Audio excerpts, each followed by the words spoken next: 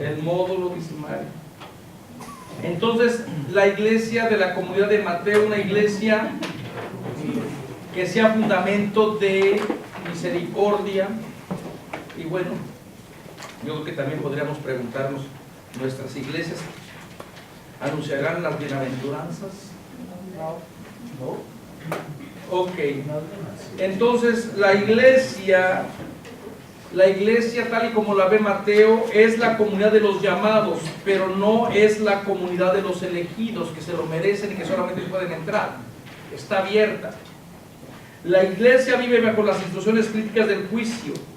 Mateo es el evangelio que más subraya la importancia del juicio. Son muchos los textos donde aparecen estas advertencias para la comunidad. Mateo utiliza 5 veces la expresión: allí será el llanto y el crujir de dientes, y casi que en todas las veces se las estaba aplicando a Pedro. Lucas 1, Marcos nunca. ¿Por qué el evangelio de Mateo recurre tanto a la referencia del juicio? La iglesia está también, bueno, posiblemente porque viene del trasfondo judío, y también se pregunta a Jesús cómo se ve a Dios como el que llama a la comunidad a juicio, y por eso hay que estar siempre a la espera del reino de Dios. Vayan al capítulo 25, por favor. Un texto muy precioso.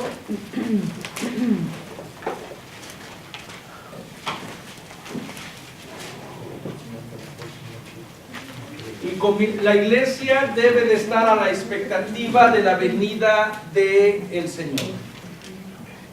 No puede quedarse dormida. Y la primera parábola que presenta es la parábola de las vírgenes, de las 10 muchachas que salieron con sus lámparas a recibir al novio. 5 eran necias y 5 prudentes. Las necias tomaron sus lámparas, pero no llevaron aceite. Las prudentes llevaban frascos de aceite con sus lámparas. Y como el novio tardaba, les entró el sueño y se durmieron. Fíjense que las 10 se duermen. O sea, no hay manera de decir, no, es que estas las prudentes siempre eran prudentes siempre. Y justamente a medianoche se oyó un clamor: aquí está el novio, salgan a recibirlo. Recuerden la manera de las costumbres del pueblo judío para los casamientos. Primero se negocian las bodas, se negocian lo que es el desposorio, están comprometidos. En el día de la boda, era común que a veces el novio tardara en llegar, porque se estaban discutiendo la dote. Todavía estaban negociando si realmente habían pagado demasiado por la novia o habían pagado menos. Todavía están las discusiones. Entonces posiblemente trata de una tradición donde las amigas del novio acompañen a al desposorio. Entonces cuando se oye la voz, pero también Mateo dramatiza el evento, que justamente a la medianoche, ¿no? Esa la medianoche siempre es una hora muy ambigua. Todas las muchachas se despertaron y se pusieron a preparar sus lámparas. Las necias pidieron a las prudentes: ¿pueden darnos un poco de aceite? Porque se nos apagan las lámparas. Y contestaron las prudentes: no, porque seguramente no alcanzará para todas. Es mejor que vayan a comprarlo a la tienda. Desde el punto de vista también, ¿a qué hora va? ¿Qué tienda va a estar abierta a esa hora? O sea, acuérdense que estamos hablando solamente en un plano más teológico. Mientras iban a comprarlo, llegó el novio. Las que estaban preparadas entraron con él en la sala de bodas y la puerta se cerró. La puerta se cerró. ¿Quién cerró la puerta? Dios. Parece que está en el verbo divino, en el pasivo divino. Más tarde llegaron las otras muchachas diciendo: Señor, Señor, ábrenos. Él respondió: les aseguro que no las conozco. Por tanto, estén atentos, porque no conocen ni el día ni la hora. Entonces, las muchachas, las vírgenes, las muchachas que no tienen aceite, representan posiblemente a la comunidad que se ha adormecido, que se ha asimilado y que ya no está atenta a las expectativas de la propuesta de Jesús. Entonces parece que va preparando también a la comunidad para decir, aunque lo llame Señor, no es suficiente. Para el Evangelio tú lo puedes proclamar y Señor y decir que tú sí lo quieres y todo. No es suficiente de acuerdo a lo que espera Mateo de la comunidad. Una vez que la puerta se cierra, no hay poder humano que la abra, porque el cerrar, abrir la puerta es la tarea de Dios. No es tarea de nadie más que de Dios. Entonces, con esta parábola invita a la comunidad a estar atenta, a estar preparada. Ahora ya de un plano, si tuviéramos que jugar un poquito si pudiéramos ser críticos con la actitud de las muchachas, ¿por qué las que tienen aceite no comparten? Si pudieran a lo mejor alcanzar para las 10. Porque se dieron cuenta que ya estaban dormidas también. Ya estaban, como dormidas, ya estaban como... apenas, ya estaban como el Dani, que ahora ni con media gasolina, dice cuando yo tiene una rayita de gasolina, ¿no? Ya están, justamente van con la reserva. Porque también yo creo que se trata también de una decisión personal de cómo te estás preparando. No es en el último momento a lo mejor donde tú dices, ay, a ver, ahora sí, compárteme tu experiencia. Compárteme la experiencia que tú has tenido, ¿no? Y bueno, la angustia que también crean estas parábolas, la angustia de decir, seré de los que se quedan, está utilizando un poquito el género apocalíptico, donde el género apocalíptico dramatiza el evento. 2 mujeres estarán moliendo, haciendo lo mismo, una será tomada y la otra será dejada. 2 hombres estarán en el campo, uno será tomado y el otro será dejado. Y entonces tú dices, ¿de qué depende? De que uno o un grupo sí y el otro grupo no. ¿Qué es lo que este grupo tiene que hacer? Y eso es prácticamente lo que el Evangelio o Mateo va a invitar a su comunidad a descubrir. Padre, ¿no se ve también que a veces los que no tienen piden a los que tienen y los que tienen no quieren compartir de sus talentos? Da la impresión de que aquí, una vez que ya está la decisión tomada, da la impresión de que no es ya no, si se está hablando en un plano de hacer una decisión por Cristo o de seguimiento del discipulado de Mateo, y el que tú le pidas prestado la experiencia que sí de la persona que se preparó, la experiencia no se comparte, la experiencia es tuya. Tú tuvieses que haber hecho una experiencia también de prepararte, de seguimiento. Pero también se puede cuestionar, de decir, bueno, ¿y qué hubiese pasado si las 10 personas mejor se solidarizan y si las 10 personas se quedan afuera? O sea, la parábola invita para decir, ¿qué hubiese pasado si las 10 se solidarizan y dicen, ok, nos solidarizamos con las que no tienen suficiente aceite, esperamos que llegue, nos cerrarán también a todos la puerta? Lamentablemente esa no es una opción para el Evangelio, ¿verdad? Después viene otra parábola acerca de los benditos talentos. Acuérdense que está hablando de una comunidad, de una iglesia que debe de estar atenta. Dice, es como un hombre que partió al extranjero. Antes llamó a sus esclavos y les encomendó sus posesiones.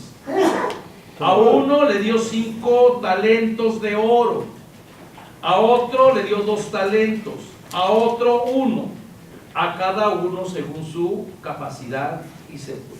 Esta historia de los talentos, ya ahorita saben que no es cualquier cosa que da. Al que solamente recibió 1, le dio 16 años, lo equivalente a 16 años y medio de trabajo. Entonces estamos hablando de que es una gran cantidad de dinero, aún un solo talento. Y más ahora que explica que era de oro. Entonces no es de plata, es de oro. Y la idea también de que el señor que se va a otras tierras era muy común. Esos eran los grandes terratenientes de la época. Los terratenientes nunca cuidaban la tierra, tenían a sus personas. Entonces, a estas alturas de la parábola, de que un hombre rico que partió al extranjero, no les causa sorpresa. ¿Y quién más va a poder partir al extranjero? Ni modo que el campesinado. Los inmigrantes sí, pero no te vas como de vacaciones. Este señor no se fue a trabajar al extranjero. Sí, mamita. Aunque la gente diga y perjure que todos vinieron con visa de turista. Todo mundo. Ok, este señor no se va al extranjero a trabajar.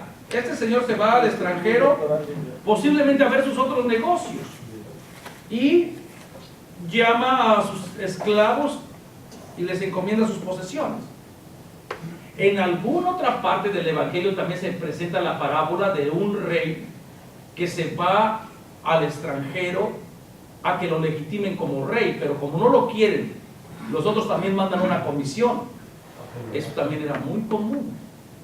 Y mientras tardan las cosas en llegar, y resulta que sí lo eligen como rey y los trata peor. Bueno, entonces al que le dio cinco talentos, le da, multipliquen 16 por 5, ¿cuánto da? 80. No, me pueden decir 5, yo no sé matemáticas, no sé nada. De verdad, mi cerebro, matemáticas, yo no funciono. 80. Ay, no me vayas a pegar. Oye, a uno lo regañan, le levantan un falso testimonio, ¿verdad? Ok. De verdad, hay personas que no estructuramos bien para las matemáticas. Increíble. Sí, y eso psicológico, siempre el cerebro funciona. Yo siempre sufrí con las benditas matemáticas. Siempre. Ya somos dos. Bueno, gracias a Dios. Por eso me metí al seminario. Pues dije, ¿qué carrera no lleva matemáticas? Ok, entonces les da 80 años de trabajo. Y al que le da las 3 monedas, 2, 16 van a ser 30 y 32. 32 años de trabajo. También buena lanita. Y al otro 16. Bueno, y se fue. Inmediatamente el que había recibido 5 talentos de oro negoció con ellos y ganó otros 5. Entonces ya tiene 80 y 80, 160 años de trabajo. El que había recibido el que había recibido 2 ganó otros 2. Ya tiene ¿cuántos años de trabajo? 64. Y el que había recibido un talento fue, hizo un hoyo en la tierra, escondió el talento de su señor. Pasado mucho tiempo, se presentó el señor de aquellos esclavos para pedirles cuentas. Se acercó el que había recibido 5 talentos de oro y le presentó otros 5 diciendo: Señor, me diste 5 talentos de oro, mira, he ganado otros 5. Su señor le dijo: muy bien, esclavo honrado y cumplidor. Has sido fiel en lo poco, te pongo al frente de lo importante. Entra a la fiesta de tu señor. Se acercó el que había recibido las 2 talentos de oro y le dijo: Señor, me diste 2 talentos, mira, he ganado otros 2.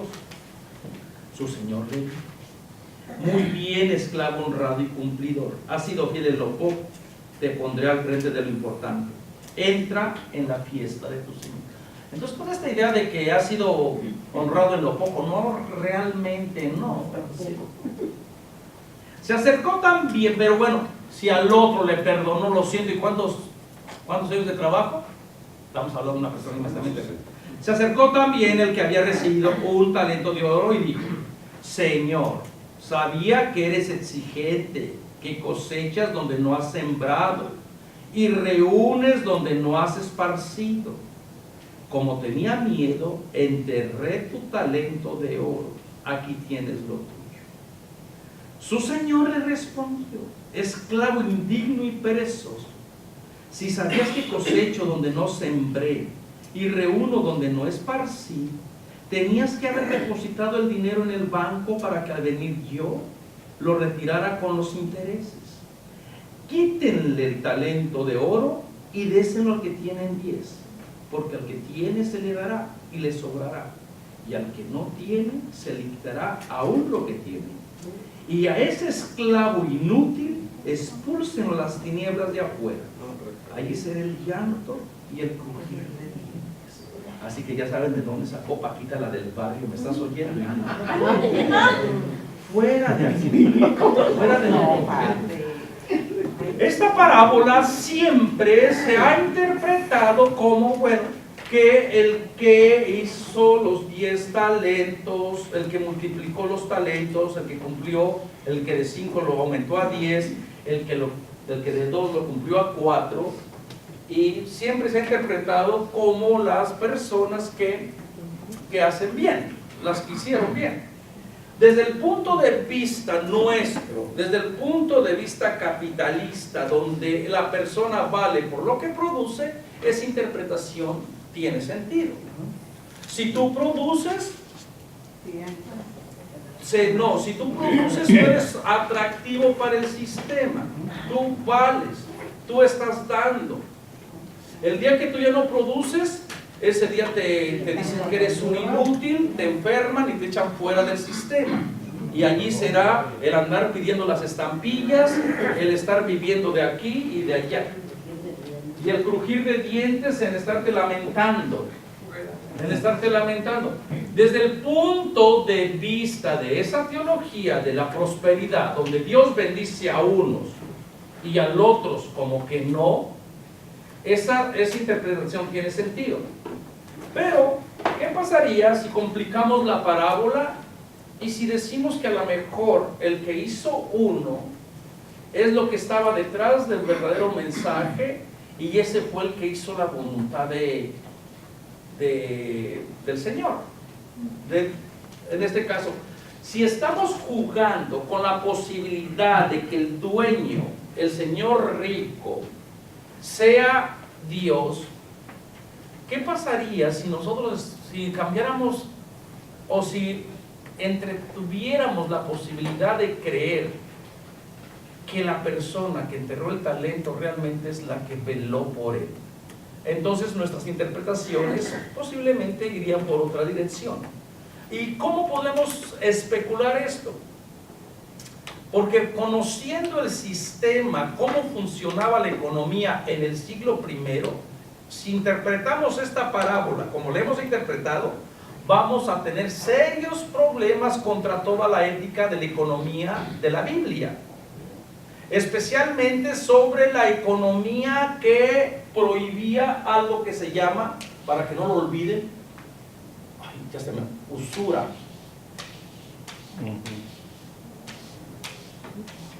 ¿Todo el mundo sabe lo que es la usura?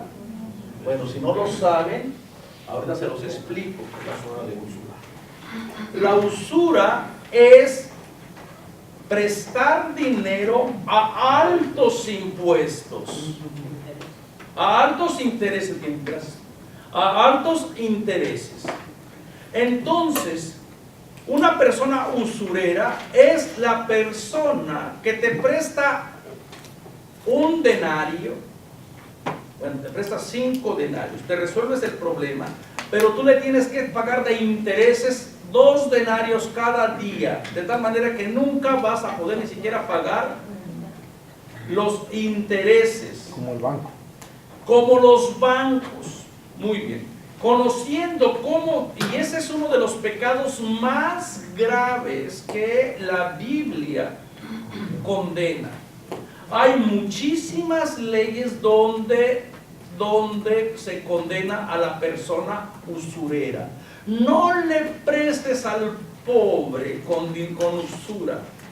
Incluso te va a decir, si el pobre tuvo que empeñar su manto, porque ya no tenía nada más que empeñar, tienes la obligación de regresárselo al caer el sol. para que se cubre en la noche. Porque si el pobre clama a mí, dice, ya ve Dios le va a hacer justicia. El no alterar la balanza, el no vender al pobre por un par de sandalias, de guaraches, el no almacenar la propiedad de los bienes para después venderlos. Todas esas leyes que controlaban la economía protegían justamente para que la gente tuviera acceso a los bienes económicos.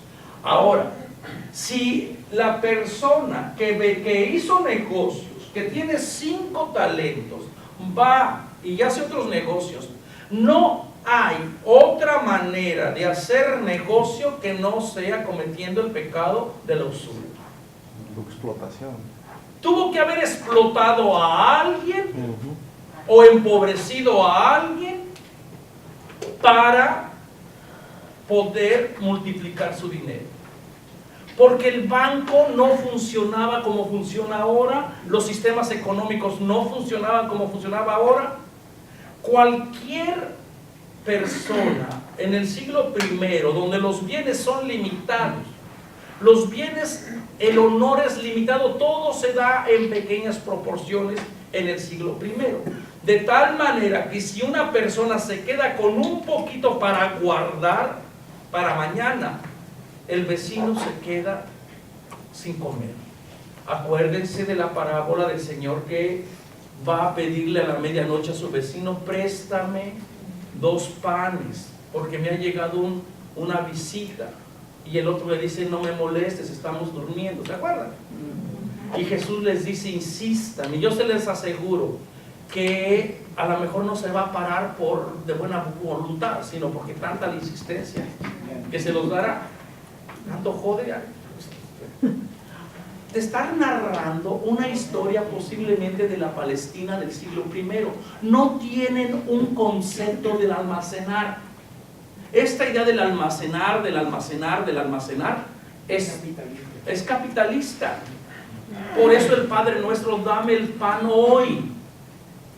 Si fuera capitalista el que lo escribió, dame el pan siempre para ya no pedirte. No, pero pídeselo diariamente para que descubras al Dios que provee. Te haces vulnerable hoy. Y por eso también viene toda la teología. No te preocupes por el mañana, porque no sabemos qué va a pasar. No vamos a saber si vamos a llegar o no. No te preocupes por el vestido. Y luego Jesús con esas imágenes tan preciosas. No ves las flores del campo, que ni hilvana, ni almacena, ni hace nada. Y ni el rey Salomón se vistió con tanto esplendor. Unas imágenes preciosas. O no ves a los pajarillos, que ni siembran ni cosechan, y en cambio el Dios los cuida, el Dios bueno cuida de la vida de esos. Entonces invita otra vez a decir, vuelve a tener confianza en este Dios que provee. En cambio las parábolas de las personas que almacenan, acuérdese del otro señor que tuvo una muy buena cosecha y dijo, ¿qué voy a hacer? Tengo una gran cosecha. Ya sé lo que voy a hacer. Y fíjense cómo solamente habla para él. Ya sé lo que voy a hacer.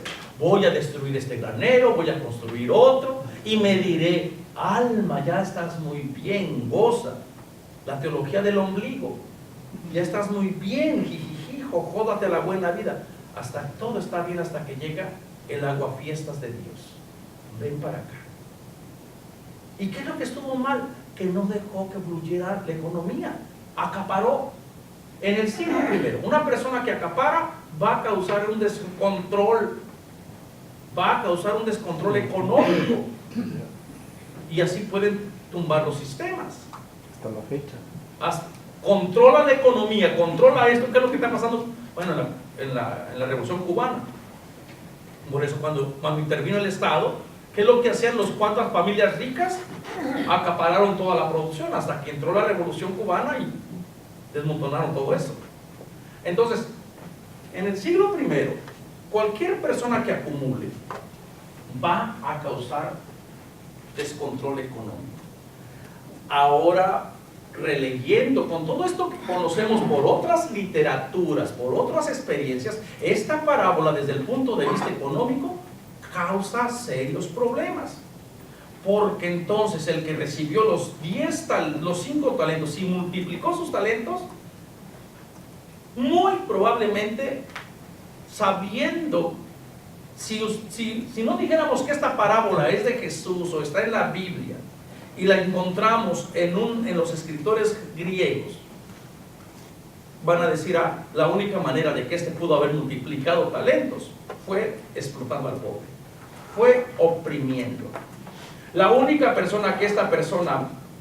manera de que esta persona multiplicó sus 2 talentos fue oprimiendo al pobre. Ahora, después nos vamos a tener que resolver el caso de por qué el hombre felicita a los que multiplicaron los talentos. En cambio, relata muy bien lo que era el cuidado de la persona en cuestión del talento. El hecho de escarbar, de hacer el hoyo, de meter allí gran cantidad de dinero, requiere prácticamente que día y noche estés allí durmiéndote casi con una piedra por si viene alguien. Imagínate en un pueblo, o en un pueblo donde saben que alguien tiene enterrado un tesoro, tiene 16 años de trabajo, 16 años de trabajo. Esa persona tuvo que haber sido, si la interpretamos literalmente, esta persona tuvo que estar prácticamente día y noche vigilando para que no llegaran los chilangos y le dieran vajilla, para que no llegaran los ladrones. O sea, invita a la gente a decir no. Y eso es exactamente lo que la comunidad quería. Acuérdense que el tema, el contexto es: estén alerta, estén vigilando. Pues si queremos encontrar a una persona que estuvo alerta, estuvo vigilando, cavó el hoyo y estuvo allí, y tardó muchísimo tiempo en llegar, entonces podemos ver que probablemente esa persona cumple los requisitos de lo que esperaba Jesús, del estar alerta, de estar vigilante. Pero también nos presenta una persona muy valiente, padre, porque tiene el valor de decirle: Señor, sabía que eres exigente, que cosecha donde no has sembrado y reúne donde no has esparcido. O sea, se lo dice directamente. Y es una persona crítica, muy bien. Y la otra cosa es que prácticamente está denunciando el sistema de la explotación. Y lo interesante es que el patrón o el señor rico, fíjense, no se echa para atrás de la acusación. Dice: sirviente digno y perezoso, si sabías que cosecho donde no sembré. ¿Quiénes serán las personas que cosechan donde no siembran?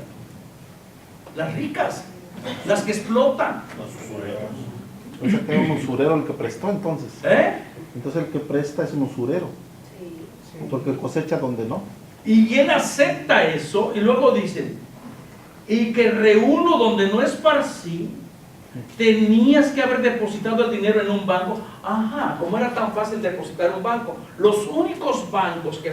No crean que estaba el Chase, ¿no? Los Banamex. Si necesita un servicio bancario, venga a ver a Servín. Bueno, ven la economía, cómo está todo. La economía, por eso, mamita, gástate tu dinerito que tienes, chiquita. Dale un pellizquito así. Y vengan a poner flores naturales para su graduación. Bueno, la idea de los bancos, en el siglo I, los bancos, las únicas instituciones que tenían una especie de banco eran los templos. La gente depositaba sus tesoros, sus joyas en el banco, pero el banco tenía que entregárselas tal como lo depositaron. No había esta idea tampoco de que iban a reproducir, pagaban al contrario porque les cuidaran un poquito. Y por eso los bancos siempre, los templos siempre eran saqueados. Porque los templos Eran los bancos. funcionaban como una especie de banco en el siglo I. Y los templos de Jerusalén así funcionaban cuando estaban. Los templos de Grecia, los templos dedicados a Artemisa, los templos dedicados a Apolo, funcionaban como una especie de banco. Tú vas, depositas y bueno, también corres el riesgo de que saquen el banco, saquen el templo. Pero ¿por qué lo depositaban? Porque la gente tenía miedo de los dioses. La gente tenía miedo de los dioses. Ahora, volviendo a nuestra parábola, si nuestro interés es de que la gente esté alerta, esté pensando el retorno de Jesús, entonces podemos especular de que esta parábola realmente el que cumple esas expectativas es la persona que no hizo nada injustamente.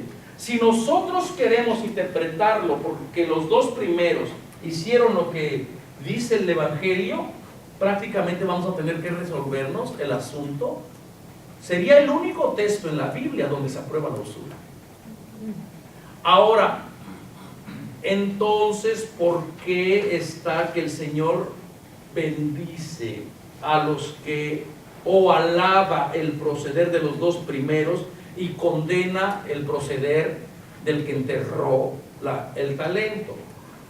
Estamos aquí muy probablemente ante una situación de teologías donde los ricos, los pocos ricos que existían dentro de la comunidad de Mateo quieren perpetuarse, quieren seguir siendo ricos y están haciendo una especie de relectura de la teología de la prosperidad, del evangelio que bendice a los que son ricos.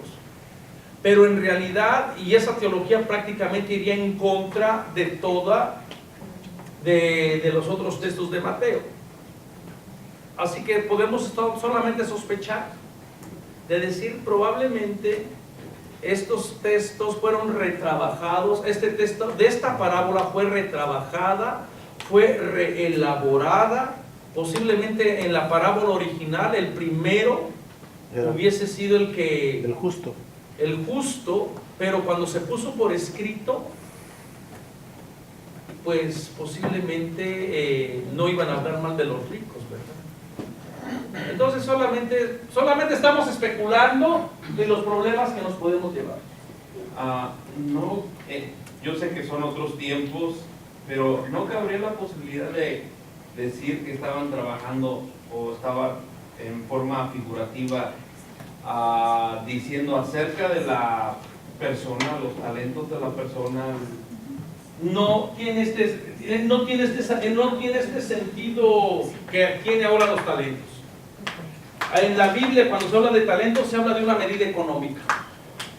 O sea, la imagen es económica. Después, con el transcurso del tiempo, hasta el día de hoy, bueno, al día de hoy ya cuando hablamos de talentos, hablamos de habilidades o dones que las personas tienen, pero aquí en el texto tiene connotaciones económicas. Es el único significado que tiene, las connotaciones económicas. Después, como les digo, va a adquirir otros significados. Entonces, aquí tenemos una parábola que puede ser bastante escandalosa. Y bueno, y también parece ser que la única persona que nos dice qué es lo que hizo con su talento, en realidad fue el tercero. Los otros dice que lo pusieron a trabajar, pero no dice exactamente cómo. En cambio de se dice que ¿qué dice el Señor? O sea, el que también había recibido y dijo, Señor, sabía que eres exigente, o que como tenía miedo enterré tu moneda de oro. Entonces aquí tienes lo tuyo. Por lo menos parece ser que las implicaciones serían que si enterró una gran cantidad de dinero, pues fue bastante vigilante. Algo que me salta a la mente. Acabamos de decir que en la economía del primer siglo, si lo entendí bien, no existía el concepto de inversión y rédito. Existía, pero tenía que meterse a través de la usura. Ajá, solo en forma de préstamo. Solo en forma de préstamo. Okay.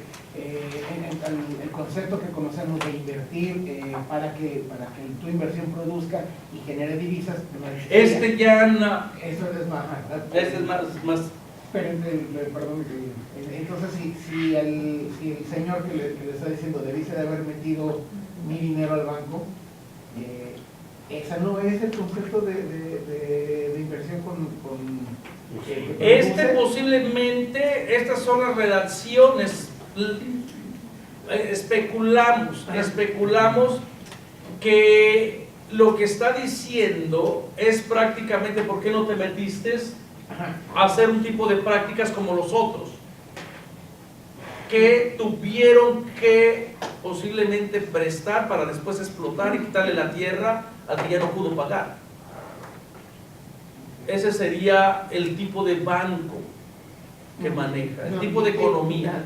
Quizá lo que estaba tratando de proponer es si es que de la tradición oral donde se generó esta historia al punto en el que se puso por escrito, en el momento pasar para que estas prácticas ya beneficiaran a un pequeño grupo como lo está planteando. Parece ser que algo sucedió, podemos especular de que algo sucedió de la tradición que posiblemente beneficiaría a una teología de la persona oprimida o esclavizada, que al momento de ponerlo por escrito parece fue que al final fue todo lo contrario, donde parece ser que fue trabajada, fue reeditada. Acuérdense que primero fueron las tradiciones orales, las tradiciones que se pasaban de boca en boca, pero ya muchas tradiciones orales, cuando pasaron de ser orales a ser escritos, también se fueron, algunas ya no llegaron con la fuerza provocadora que era cuando se comunicaba de viva voz. Porque cuando tú estás comunicando de viva voz lo que recuerdas de Jesús, la gente está recordando lo que Jesús dijo. Y ahora, ¿qué tanto será lo que Jesús dijo? O esta parábola es más bien lo que le hicieron decir a Jesús. Ya la comunidad que retrabajó la parábola. A la que le convenía que viniera de esta forma. Porque da la impresión de que esta parábola fue retrabajada, y ahí podemos decir que las personas que retrabajaron esta parábola fueron las que ya tenían cierto poder de escribir y retrabajar, o de incluir o de darle un giro total a la parábola. No sé si esta parábola se encuentra entre los apócrifos, pero hay parábolas donde en los apócrifos nos dan otra luz, como la parábola de la oveja perdida, que se acuerdan que estábamos contando el día de ayer. También, por ejemplo, en los parábolas, nada más para que, no recuerdo si este está en otra, no mentiría, porque hay algo muy similar, pero es muy similar, pero es con la idea del tuve hambre, tuve sed. Se encuentra en algunos escritos de los egipcios, de la cultura egipcia. Me viene ahorita a la mente donde las parábolas en los apócrifos. ¿Se acuerdan ustedes de la parábola que aparece en el Evangelio de Marcos, donde va Jesús a la sinagoga y se encuentra a un hombre que tiene la mano atrofiada? Eso es lo único que sabemos de la parábola, no sabemos nada más. Pero en los apócrifos, el Señor dice: Señor Jesús, te pido que me alivies de mi mano.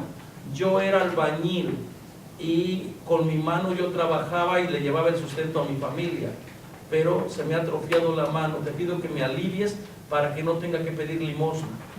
Entonces, allí las parábolas han sido retrabajadas y a veces proporcionan más información de la que no tenemos en estas parábolas que tenemos en los evangelios. Pero no sé si es el caso con esta. Entonces, si nosotros queremos interpretar lo que les estoy tratando de decir, si queremos interpretar la parábola como que la persona que multiplicó los talentos, entonces tenemos que resolvernos el problema de la usura, sabiendo que este era un pecado muy, muy grave. Sería el único texto de toda la Biblia donde aparentemente se promueva este tipo de economía. Porque a través de la usura sería la única manera que históricamente... Que puede, la única manera que... Y tú puedes decir es que, bueno, lo mismo también sucede con el joven rico. ¿Se acuerdan en aquel episodio donde Jesús se encuentra con este jovencito que le dice: maestro bueno, ¿qué debo de hacer para alcanzar el reino de los cielos? Y Jesús dice: ¿por qué me llamas bueno? Si solamente es uno bueno. Ahí tiene los mandamientos: no matarás. Y aquel joven dice: todo esto lo he cumplido desde niño. Y dice que Jesús lo vio con amor. Y dice: una sola cosa te hace falta. Vende todo lo que tienes y regrésaselo a los pobres. El verbo es regresar, no dárselo, regrésaselo. ¿Por qué? Porque posiblemente la manera en que se hizo, si él dice que, bueno, si no mató, no robó, posiblemente él no. Pero toda riqueza en el siglo I, decía, tiene una injusticia detrás. Toda riqueza tiene una injusticia detrás. A lo mejor tú directamente no. No me odien porque los ricos también lloramos. Pero tiene una injusticia detrás. Pero si analiza también que el que presta, parece que también tiene tintes de usura, porque no le dan nada y se enoja, porque espera réditos, espera que le paguen. Entonces también desde ahí la historia ya empieza a dar sospecha de que algo está mal. Nos presentaría imágenes muy difíciles si este señor imita a Dios. Son imágenes que nos pueden dar este tipo de confusiones. Y luego también lo otro desde el punto de vista capitalista, esta historia tiene sentido. Y justamente somos las personas de América Latina que estamos tratando de reinterpretar la parábola desde la opción del primero, del que no más, del que enterró. Y claro, desde el punto de vista de los intérpretes biblistas de Norteamérica, de los países europeos, ellos dicen: no, esto no tiene sentido. Pero no se explican entonces por qué el de la usura, porque no puede negarlo.